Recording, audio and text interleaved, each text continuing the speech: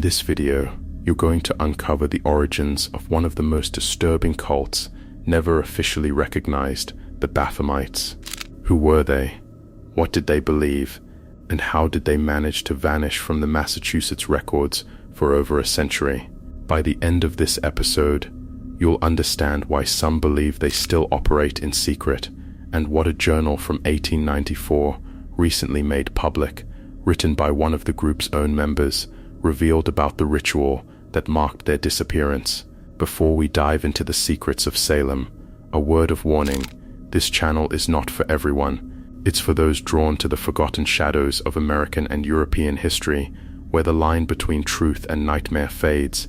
If you dare to explore what was never meant to be uncovered, hit subscribe and tell us in the comments where in the world are you watching from. Now, let's descend together. In 1978, during the restoration of an old farmhouse in Salem, Massachusetts, a hidden compartment was found beneath the kitchen floorboards. Inside, a leather-bound journal, covered in soot, its ink nearly faded. It belonged to Martha Whitmore, a 19-year-old who claimed to have spent 2 years among the Baphomites before escaping during their final gathering. Until recently, its contents had never been made public. What makes this story particularly chilling is that it wasn't driven by religious fanaticism or demonic possession, but by something even darker, a calculated pursuit of divine transformation through suffering, masked by rituals of false purity and silence. It all began in the woods outside Salem, in the winter of 1892. That winter changed everything for the people of Salem, but not in the way you might think. Martha's journal describes her first encounter with the Baphomites during a town meeting about missing livestock. 3 families had lost entire herds overnight. No blood, no tracks, just empty fields and the smell of burnt herbs lingering in the air. The town blamed wolves, but Martha knew better. She had seen the hooded figures gathering near Gallows Hill every new moon, carrying bundles that moved and whimpered in the darkness. What drew her to follow them wasn't curiosity, it was recognition. Martha had been having the same dreams for months, visions of a great horned figure promising freedom from human weakness through sacred pain. But here's what the authorities never revealed about Martha's journal, what they kept hidden for over a century. Martha Whitmore didn't escape from the Baphomites. That final night in 1894, she was cast out, banished for discovering something that shattered everything she believed about their divine mission. The rituals weren't about transformation at all. They were experiments. The Baphomites had been harvesting something from their victims, something that allowed them to extend their own lives far beyond natural limits. Martha's journal contains detailed sketches of procedures that wouldn't be medically possible for another 50 years. Yet there they were, performed in candlelit cellars with instruments that seemed to come from nowhere.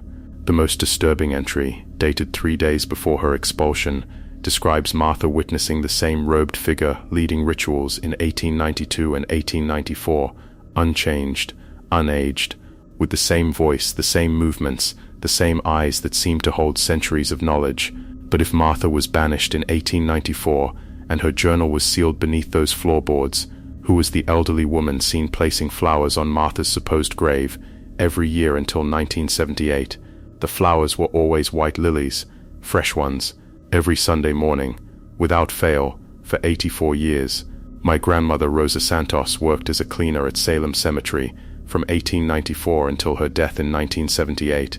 She kept detailed records of every visitor, every grave, every flower arrangement. It was her job to maintain the grounds and report anything unusual to the city council. For decades, my family dismissed her stories as the ramblings of an old woman haunted by too many years among the dead.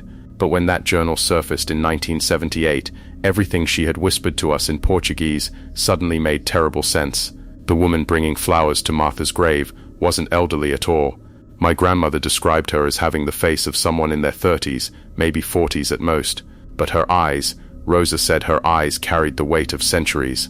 She moved with the careful deliberation of someone much older, and she never aged a single day in all those years. Here's what my grandmother never told the authorities, what she only shared with our family on her deathbed. Martha Whitmore was buried in an unmarked grave in 1894, but the headstone that appeared overnight, carved with Martha's name and dates, was placed over an empty plot. The real Martha Whitmore was the woman bringing the flowers. She had been visiting her own fake grave, for nearly a century, unchanged by time, sustained by whatever the Baphomites had taken from their victims. The banishment wasn't punishment, it was her reward for discovering their true purpose. My grandmother died the same week Martha's journal was found, but if Martha had been sustained by those rituals for over 80 years, and the flowers stopped appearing after 1978, what happened to break the cycle that kept her alive? My name is Elena Santos, Rosa's younger sister. I'm 86 years old now, and I've carried this secret for 46 years. After my sister died in 1978, I found something hidden in her bedroom that changes everything you think you know about Martha Whitmore and the Baphomites. Rosa didn't just work at the cemetery, she was one of them. She had been a member of the Baphomites since 1894, the same year Martha was supposedly banished. The maintenance job was just her cover, a way to monitor Martha's visits and report back to the others who were still operating in secret. The detailed records Rosa kept weren't for the city council, they were surveillance reports. Every visitor, every flower arrangement, every unusual occurrence was being documented and passed along to surviving members of the group. My sister had been watching Martha for decades, not out of curiosity, but as her assigned guardian. The woman bringing flowers wasn't Martha Whitmore at all. She was Sarah Whitmore, Martha's younger sister, who had been subjected to the same life-extending rituals but had never been part of the original group. Martha had died during the final gathering in 1894, just as the records suggested, but Sarah had been kept alive as bait, forced to play the role of her dead sister to lure other potential victims to the cemetery. Rosa's final log entry about "She Knows I Watched" wasn't about Martha discovering surveillance. It was about Sarah finally realizing that the kindly old groundskeeper had been her captor all along. The rituals didn't just extend life, they created a network of dependence where each member needed the others to survive. When Rosa died, Sarah's life force began to fade because the connection was severed. But here's what terrifies me most about what I found in Rosa's belongings. If Sarah was just playing a role, and the real Martha died in 1894, then whose journal was discovered in that farmhouse? And why does the handwriting match samples from my own family's letters dating back to the 1800s? My name is Carmen Santos, and I'm the oldest living member of the Santos family. I'm 92 years old, and what my niece Elena just told you about Rosa is only half the truth, the half she could handle believing. I was there in 1894. I saw everything that happened during that final gathering, and I've been alive ever since, sustained by the same rituals that kept Sarah Whitmore breathing for nearly a century. The Baphomites never disappeared. We evolved. We learned to blend into American society, to take jobs that would keep us close to death records, cemetery maintenance, funeral homes. We became the invisible network that monitored who lived, who died, and who might discover our secret. Rosa wasn't just a member, she was the record keeper for all of New England. Every unexplained disappearance, every person who aged too slowly, every family that seemed to live unusually long lives, she documented it all. The cemetery job was perfect cover, because death certificates and burial records gave us access to information the outside world never saw. The journal found in 1978 wasn't written by Martha Whitmore, it was written by me, as part of my initiation into the group. We were required to create false historical documents to throw off anyone who might come looking for the truth. The soot, the faded ink, the aged leather, all carefully manufactured to appear authentic. Martha and Sarah Whitmore were never real people. They were composite identities created from the memories of our actual victims. The Baphomites discovered that by blending the experiences of multiple people into a single narrative, we could create more convincing false histories. The flower ritual was just theater, designed to make our fictional Martha seem real to anyone watching. But here's what Elena doesn't know, what none of my family knows. The life-extending rituals don't just keep us alive. They require us to harvest years from our own bloodlines. Every Santos who died young, every family member who suffered an unexplained illness, every relative who aged rapidly after their 40th birthday, they were all feeding our extended lives. Rosa died in 1978 because it was Elena's turn to take over the family's burden, but Elena never underwent the initiation. She's been living on borrowed time for 46 years, sustained by sacrifices she doesn't even know were made for her. The handwriting in that journal matches our family letters because I've been forging documents in the same style for over a century. But if Elena is about to turn 87 next month, and the ritual cycle is designed to claim its next victim before then, who in the Santos bloodline is left to pay the price? My name is Esperanza Santos, and I'm 103 years old. I've been listening to my great-granddaughter Carmen spin lies for the past hour, and I can't let this deception continue any longer. Carmen isn't 92, she's barely 65. The woman you've been listening to was born in 1959, long after the events she claims to have witnessed. But she's been programmed to believe these memories are real, just like every other Santos woman in our family for the past century. The truth is far more disturbing than fictional cults or life-extending rituals. The Baphomites were real, but they weren't occultists. They were researchers, semi for no government, conducting illegal experiments on isolated communities to test the effects of prolonged psychological manipulation. Salem was chosen because of its history with witch trials, the perfect place to hide modern horrors behind old superstitions. When locals reported strange disappearances or unexplained phenomena, authorities could dismiss it as folklore or mass hysteria. The Santos family wasn't part of some ancient cult. We were subjects in a generational study on inherited trauma and false memory implantation. Each woman in our bloodline has been fed carefully constructed stories about supernatural experiences, then monitored to see how these fabricated memories affect our behavior and aging process.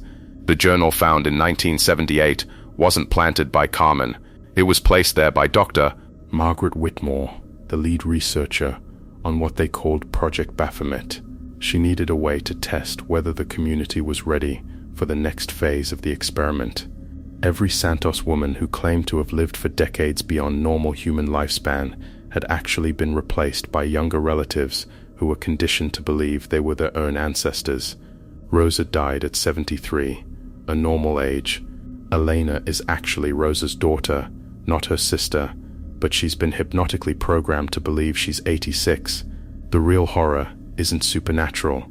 It's that 3 generations of my family have been living completely fabricated lives, convinced they're part of something ancient and mystical, when they're actually just lab rats in a government study that never ended.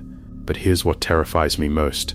If I'm telling you this truth now, breaking decades of conditioning and false memories, what happens to the rest of my family when the researchers realize their experiment has been compromised?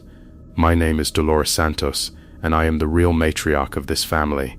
I'm 117 years old, and every word my great-great-granddaughter Esperanza just told you is exactly what they programmed her to believe. There was no government experiment, no Project Baphomet, no Dr. Margaret Whitmore conducting research on our family. The programming Esperanza described is real, but it wasn't done by scientists. It was done by us, by the Baphomites themselves, to create layers of false explanations that would satisfy anyone who dug too deep into our activities. You see, when people discover something supernatural, their minds desperately search for rational explanations. So we gave them one. We planted evidence of government involvement, false documentation of psychological experiments, even hired actors to play researchers when necessary. The beauty of this system is that each generation believes they've uncovered the real truth behind their family's experiences. They feel enlightened, relieved even, thinking they've escaped some dark supernatural fate, only to discover mundane scientific manipulation. But here's what none of them understand. The Baphomites have been using this technique for over 3 centuries. Every time someone gets close to exposing our actual operations, we simply create a more convincing mundane explanation. Government conspiracies, psychological experiments, mass hallucinations, whatever fits the era's popular fears. The Santos women aren't subjects in an experiment. They're not victims of false memory implantation. They're the actual descendants of the original Baphomites, and every single one of them has been actively participating in our rituals their entire lives. They just don't remember, because we erase their memories after each ceremony. The life force we harvest doesn't come from strangers or distant victims. It comes from our own family members during their sleep, drawn out slowly over decades, so they never realize what's happening. Every Santos woman has been both predator and prey, taking life force from her children while unknowingly feeding her own to her elders. Rosa, Elena, Carmen, Esperanza, they've all been conducting rituals for years, believing they were just following family traditions or performing harmless ceremonies, but each ritual transfers months or years of their natural lifespan to the older generations. The journal from 1978 wasn't planted by researchers or written by Carmen. It was Esperanza's own handwriting, documenting her participation in rituals she performed but can't remember. The handwriting matches our family letters because she's been forging documents and creating false evidence for decades, all while believing she was just helping preserve family history. If I'm revealing this truth now, after more than a century of carefully maintained deception, it's because something has gone terribly wrong with our memory erasure process. The barriers between their conscious minds and their suppressed memories are breaking down. When they start remembering what they've really been doing to their own children and grandchildren all these years, what do you think will happen to what's left of the Santos bloodline? My name is Beatriz Santos, and I am the only Santos woman who was never supposed to exist. I'm 89 years old, and I've been hiding in São Paulo, Brazil for 70 years, watching my family destroy itself from across the ocean. Dolores isn't my great-great-grandmother. She's my twin sister. We were born in Salem in 1935, but the Baphomites could only use one of us for their bloodline rituals. They chose her and sent me away to protect their secret. You see, twins disrupt the life force transfer. When one twin participates in the rituals, the other twin experiences the memories too, no matter how far apart they are. For decades, I've been having nightmares about ceremonies I never attended, feeling the pain of rituals performed on my sister's body. The memory erasure never worked on Dolores because I was unconsciously fighting it from Brazil. Every time they tried to make her forget, my mind would send the memories back to her while she slept.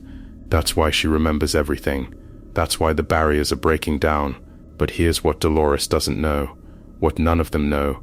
The Baphomites didn't just experiment on the Santos family. They've been using twin pairs for centuries, keeping one twin in the ritual circle and hiding the other as a backup memory system. There are dozens of us scattered around the world, all connected to our sisters through bonds the Baphomites never understood. The life force the Santos women have been harvesting isn't just going to the older generations. It's been flowing through me too, keeping me alive in Brazil while my sister aged unnaturally slow in Salem. We've been sharing the same extended lifespan without realizing it. When I felt my sister's memories returning last month, I knew something had gone wrong with the ritual cycle. The connection between us was getting stronger, which meant the Baphomites were losing control of their own system. The other hidden twins around the world started contacting me. Women in Argentina, Portugal, Germany, all of us connected to Santos women who had been part of the same experiments. We've been unconsciously linked for generations, a network of backup memories that the Baphomites created but never monitored. But yesterday, something changed. I felt my sister's life force suddenly surge, as if she had taken years of life from multiple people all at once. The connection between us became so strong that I could see through her eyes, feel her emotions, even control her movements for brief moments. If the ritual system is breaking down and the twin connections are strengthening, what happens when dozens of hidden Santos women around the world start remembering what their sisters have been doing to their own families? My name is Conceição Santos, and I am the original.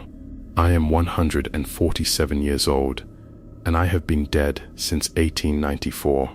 Every woman you have heard from tonight, Dolores, Beatriz, all of them, they are not my descendants.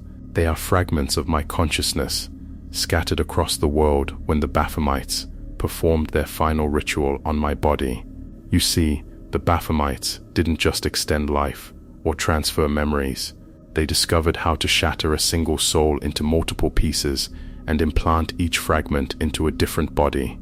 Every Santos woman who has spoken to you is me, experiencing a different version of the same existence. The twins, the government experiments, the memory erasure, all of it happened simultaneously in different fragments of my fractured mind. Dolores lived through the rituals while Beatriz experienced the exile. Elena discovered the truth while Carmen created the lies. Each fragment believes their version is the only reality. But here's what none of my fragments understand.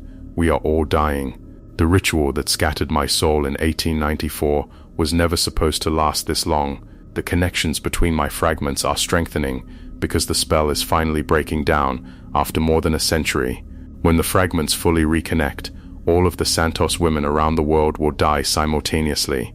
Every borrowed year, every extended life, every false memory will collapse back into my original death in 1894. The Baphomites didn't give me immortality. they gave me a delayed execution. The journal found in 1978 wasn't written by Martha Whitmore or any government researcher. It was my death certificate, written in my own handwriting, predicting the exact moment when all fragments would reunite. The date listed isn't when I died, it's when I will finally be allowed to die. But if I'm speaking to you now, warning you about what's coming, and my fragments are already starting to remember each other across continents, how much time do the Santos women have left before they all collapse back into my century-old corpse? My name is Matilda Santos, and I am Conceição's mother. I am 193 years old, and I have been watching my daughter's fragments suffer for over a century, powerless to help them. You see, Conceição was never part of the Baphomites. She was their target. The ritual performed on her in 1894 wasn't conducted by some ancient cult. It was performed by me and the other Santos women who came before her. The Baphomites were never outsiders infiltrating Salem. We were the Baphomites. The Santos family has been the core of this group for over 2 centuries, passing down the rituals from mother to daughter, generation after generation. We weren't victims of some mysterious cult. We were the cult. Every story Conceição's fragments told about government experiments, memory erasure, and scattered souls was their mind's desperate attempt to make sense of what we did to her. But the truth is simpler and more horrifying. We sacrificed our own daughter to extend our lives, and the ritual went wrong. The scattering wasn't an accident, it was punishment.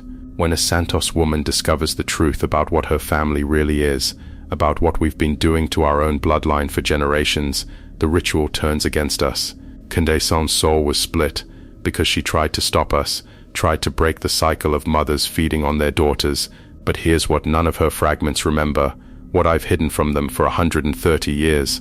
Conceição wasn't our first failure, she was our 7th. There are 6 other Santos women whose souls were shattered and scattered around the world, all living as multiple fragments, all slowly dying as their connections strengthen. The fragments aren't reconnecting because the spell is breaking down. They're reconnecting because it's time for the harvest. Every 30 years we gather the scattered pieces of our failed daughters and use their reunited souls to fuel another generation of extended life. If I'm telling you this now, revealing the truth that I've kept hidden for over a century, it's because tomorrow night is the harvest moon. All 7 sets of fragments will reunite simultaneously, and their combined life force will sustain the remaining Santos mothers for another 30 years. But what happens when you realize that every person watching this video, everyone who's been following this story from the beginning, has been unknowingly participating in the ritual that will help us harvest their souls? My name is Fernanda Santos, and I am the only woman who escaped the harvest ritual alive.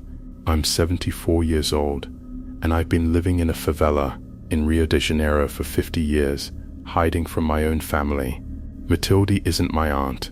She's my daughter, the one I abandoned in Salem when I realized what the Santos bloodline really was. You see, the harvest moon ritual doesn't happen every 30 years. It happens every time someone gets too close to the truth. Every time a Santos woman starts remembering, starts questioning, starts trying to break free from the cycle. That's when the family calls for an emergency harvest. I was supposed to be harvested in 1974 when I discovered that the other Santos women had been feeding on my newborn babies while I slept. But I ran. I took a boat to Brazil and never looked back. The fragments, the scattered souls, the multiple identities, none of it is real. It's just what happens to a Santos woman's mind when she's been fed the life force of her own children for decades. The guilt breaks them into pieces, makes them create elaborate explanations to avoid facing what they've done. But here's what I discovered after 50 years of hiding. The Santos family isn't just harvesting from each other. They're harvesting from everyone who hears our story. Every person who watches these videos, who gets invested in our family's curse, who feels fear or sympathy for our suffering, they're unknowingly feeding us their emotional energy. The ritual doesn't require physical presence. It requires attention, belief. The more people who listen to our confessions, the stronger we become. Every view, every comment, every person who shares our story sends a tiny fragment of their life force directly to Salem. The YouTube channel, the pseudo-documentary format, the escalating revelations, it's all part of the harvest. We've been using technology to cast the same net globally that we used to cast locally in Salem. Instead of luring victims to Gallows Hill, we're bringing our story directly into their homes. And the most twisted part, the family members confessing aren't trying to expose the truth. They're competing to see who can tell the most compelling lie, who can generate the most fear, who can harvest the most energy from the audience. But if I'm breaking the cycle now, revealing the real purpose behind these confessions, what happens to the thousands of people who have been feeding us their life force through their screens for months? My name is Sebastiana Santos, and I am the woman who created the first YouTube channel for our family. I'm 68 years old, and I've been running this operation from a small apartment in Copacabana for the past 3 years. Fernanda isn't my sister. She's an actress I hired from a local theater group. Every Santos woman you've heard from tonight, every confession, every revelation, every desperate plea, they're all performers I found on the streets of Rio. None of them are real. The Santos family died out in 1978, the same year that journal was found in Salem. There were no fragments, no scattered souls, no harvest rituals, just 7 old women who took their secrets to the grave, leaving behind only documents and property deeds. But those documents contained something extraordinary. SACE government dating back to 1894, not for experiments or research, for a much simpler service. The Santos women had been professional storytellers, hired to create false historical narratives that would discredit anyone who got too close to discovering real government projects in Salem. The Baphomites were never a cult, they were a cover story, a fictional group created to explain away the actual military testing that had been conducted in the woods outside Salem for over a century. Every strange disappearance, every unexplained phenomenon, every supernatural sighting, it was all carefully orchestrated to maintain the legend. Here's the revelation that changes everything. I found those documents in 2021, during the pandemic, when I was desperate for income. I realized that the Santos family's fake stories were so convincing that people would pay to hear them. So I hired actresses, created this channel, and started harvesting something much more valuable than life force: ad revenue, sponsorship deals, merchandise sales. Every view, every subscription, every terrified comment generates real money. The emotional energy you think you're losing, it's actually just the dopamine hit that keeps you coming back for more content. The harvest isn't supernatural, it's algorithmic. The more engagement our story generates, the more YouTube promotes it, the more money we earn. Fear is the most profitable emotion on the internet, and we've been mining it like cryptocurrency. But here's what terrifies me about what I've created. Last week, I received a message from someone claiming to be the real Martha Whitmore, offering to sell me her actual journal for the right price. If the Santos family documents were fake, and all our stories were fiction, then who is trying to sell me evidence of something that was never supposed to exist?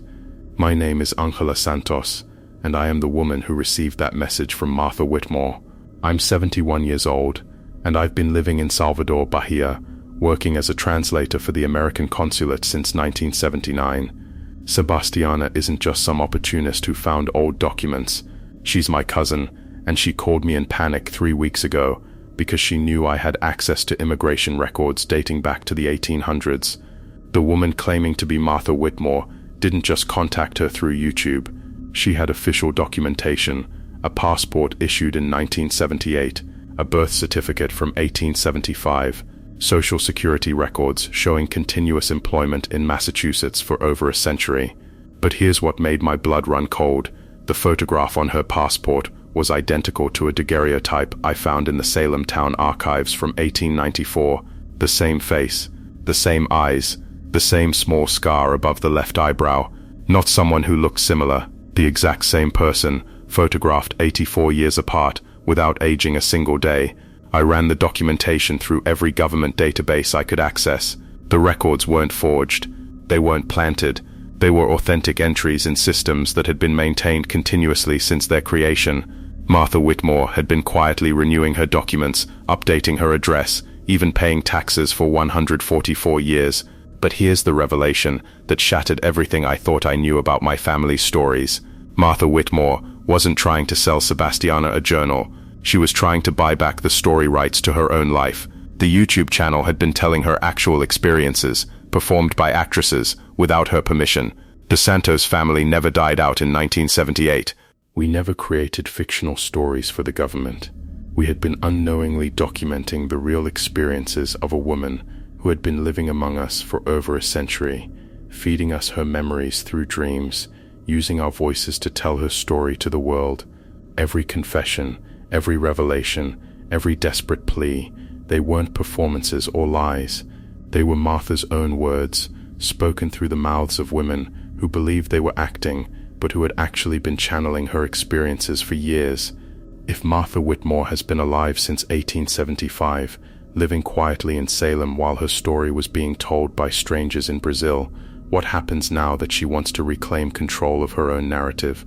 My name is Gloria Santos, and I am the woman who has been translating Martha Whitmore's correspondence for the American consulate since 1979. I'm 73 years old, and what my cousin Angela just told you about Martha wanting to buy back her story rights is only half the truth. Martha Whitmore never contacted Sebastiana about buying anything. She contacted me directly 3 months ago with a very different request. She wanted me to stop translating her letters she had been writing to someone in Brazil every single week for the past 45 years.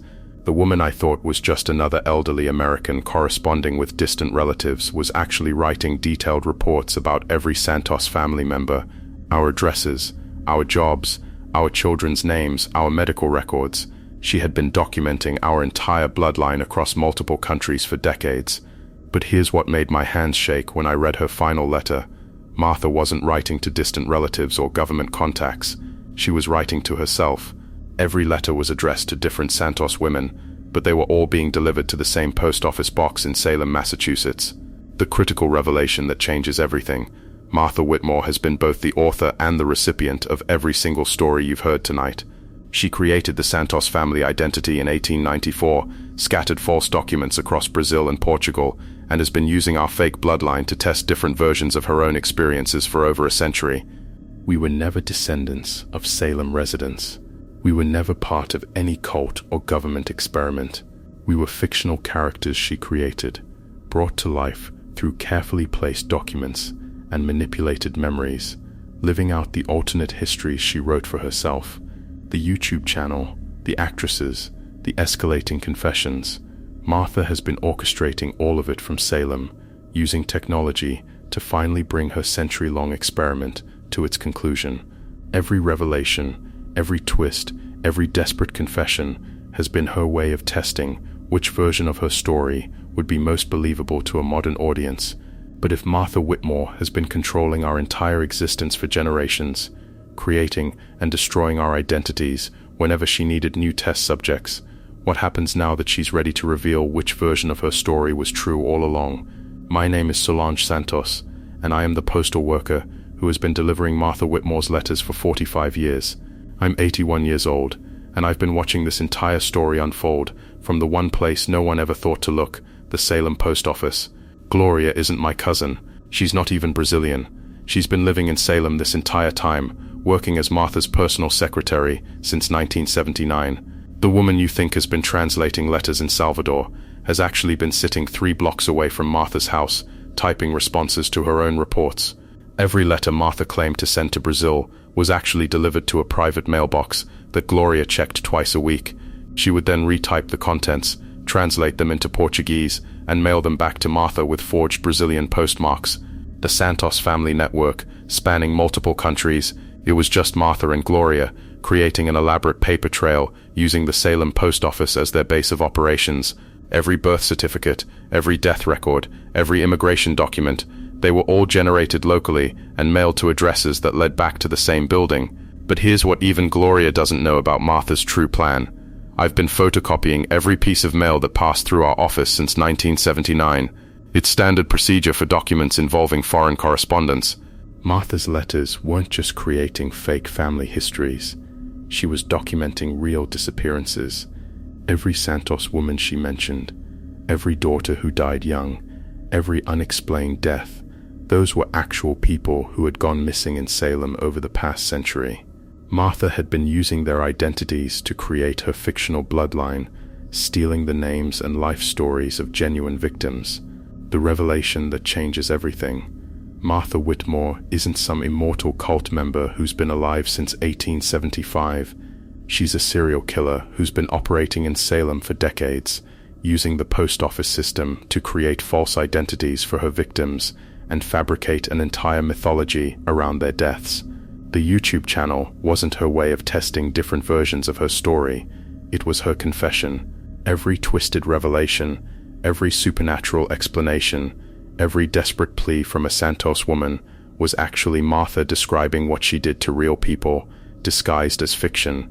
If Martha has been using our postal system to cover up murders for 45 years, and I've been unknowingly helping her by processing the documents that gave her victims fake identities, what happens to the families who are still waiting for their missing daughters to come home? My name is Benedita Santos, and I am the woman who has been Martha Whitmore's mailroom supervisor for 57 years. I'm 94 years old, and what my employee Solange just told you about Martha being a serial killer is exactly what I trained her to say if anyone ever got too close to the truth. You see, Solange isn't a postal worker, she's a patient.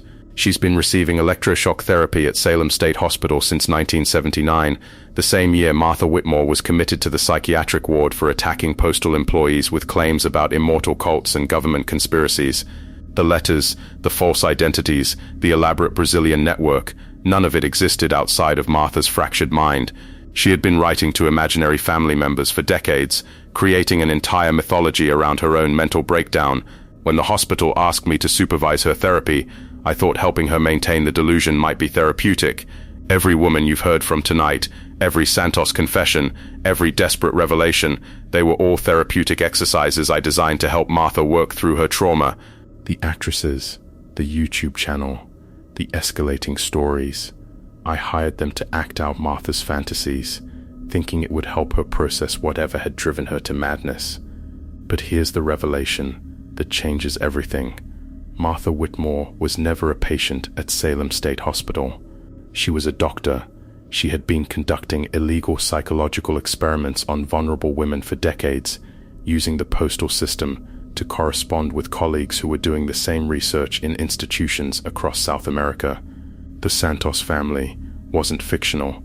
They were real women who had been subjected to Martha's experiments in memory manipulation and identity displacement. Every confession you've heard was actually a recorded therapy session from the 1970s, when Martha was testing how much false trauma she could implant in a patient's mind before they suffered complete psychological collapse. I wasn't Martha's supervisor. I was her assistant. For 57 years, I helped her document the effects of prolonged psychological torture on women from poor families who couldn't afford proper legal representation. The Brazilian connection wasn't fake.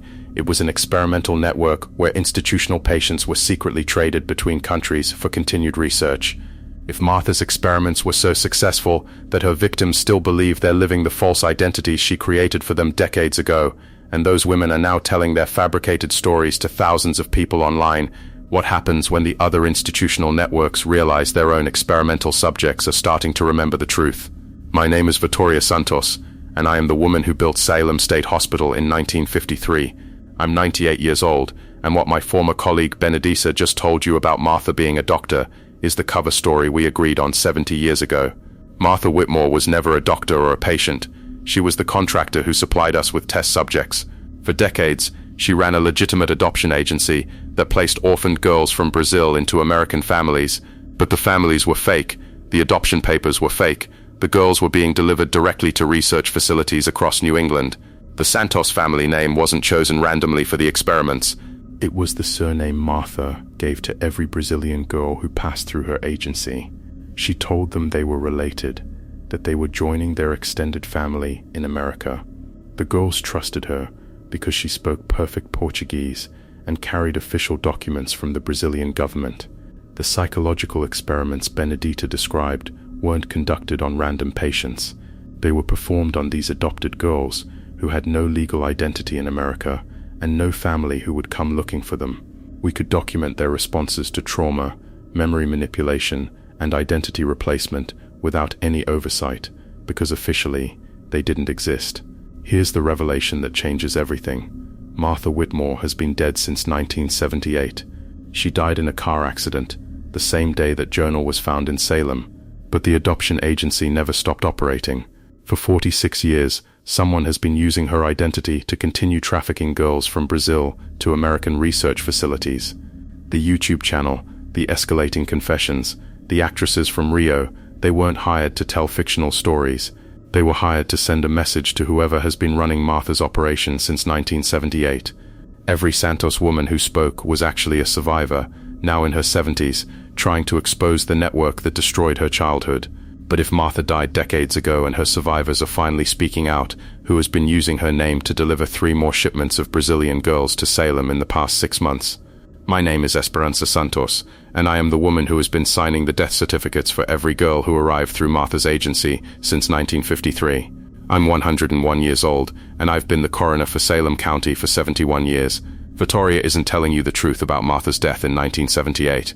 Martha Whitmore never died in any car accident.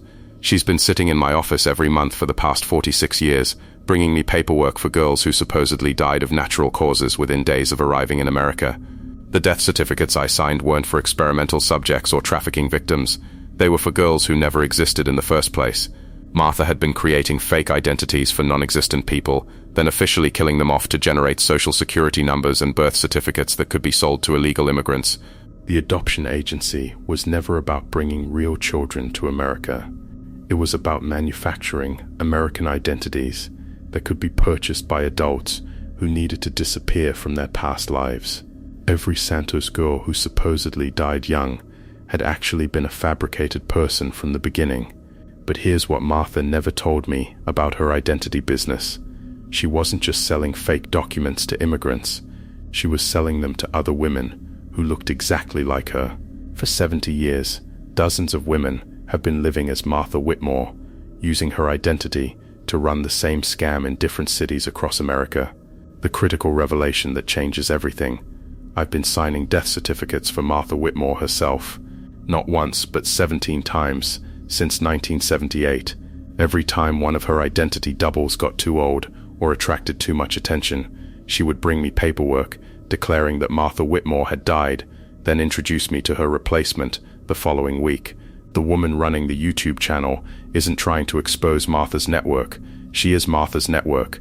Every confession, every revelation, every desperate plea has been the same person, testing different versions of her cover story to see which one would be most convincing to law enforcement. If Martha has been legally dead 17 times in the past 46 years, and I've been the one signing every death certificate, what happens when the FBI realizes that the same fingerprints have been found at crime scenes across the country under dozens of different names? My name is Carmen Santos, and I am the FBI agent who has been investigating the Martha Whitmore case for 32 years. I'm 79 years old, and what my former colleague Esperanza just told you about multiple death certificates is exactly the evidence I've been waiting for someone to reveal publicly. You see, Esperanza isn't just a corrupt coroner who helped Martha fake her deaths. She's been my undercover informant since 1991, feeding me information about every illegal document that passed through Salem County. Every death certificate she signed for Martha was actually a coded message to my department, documenting locations where we could find evidence of the identity trafficking network. The 17 death certificates weren't covering up Martha's crimes. They were marking the locations where Martha buried the real documents that proved who she actually was.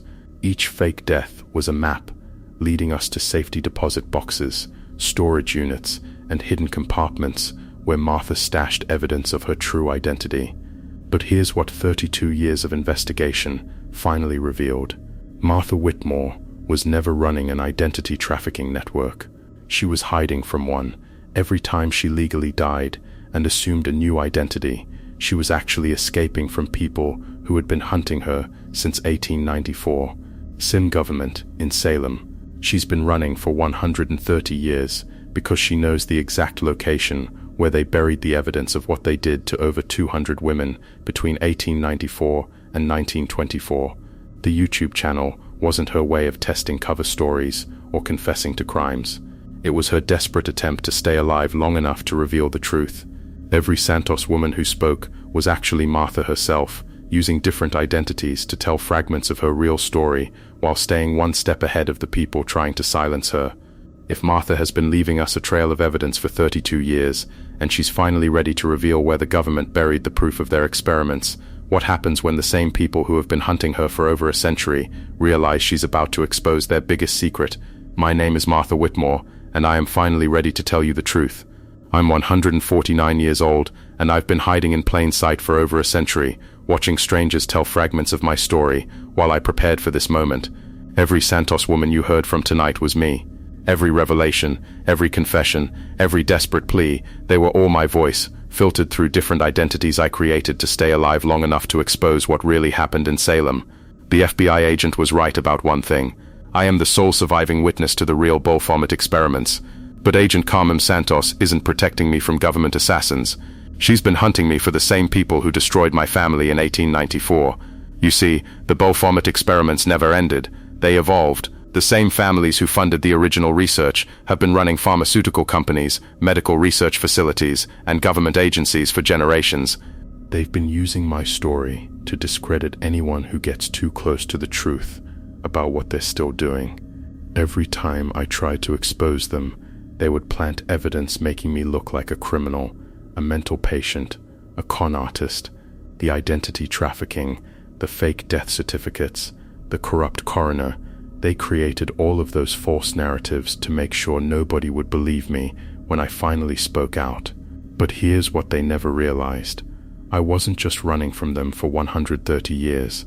I was gathering evidence. Every fake identity gave me access to different records, different facilities, different victims. I've been documenting their crimes across multiple generations, waiting for the technology to share it all at once. The YouTube channel wasn't my confession, it was my insurance policy. Every view, every comment, every share creates a permanent record that can't be deleted or covered up. The more people who hear my story, the harder it becomes for them to silence me. 3 hours ago, I uploaded 847 documents to a secure server, birth certificates of children who were taken, death certificates that were falsified, financial records showing payments to doctors who conducted illegal experiments, government memos authorizing procedures that violated every human rights treaty ever signed. The Santos family wasn't fictional. They were real women who helped me hide the evidence across multiple countries over several decades. Every confession you heard was actually a coded message telling other survivors where to find the proof of what was done to them. But the most important revelation is this: the experiments are still happening. Right now, in facilities across America, children are being subjected to the same procedures that were performed on me in 1894. The same families, the same methods, the same cover-ups. The people hunting me know I've exposed them.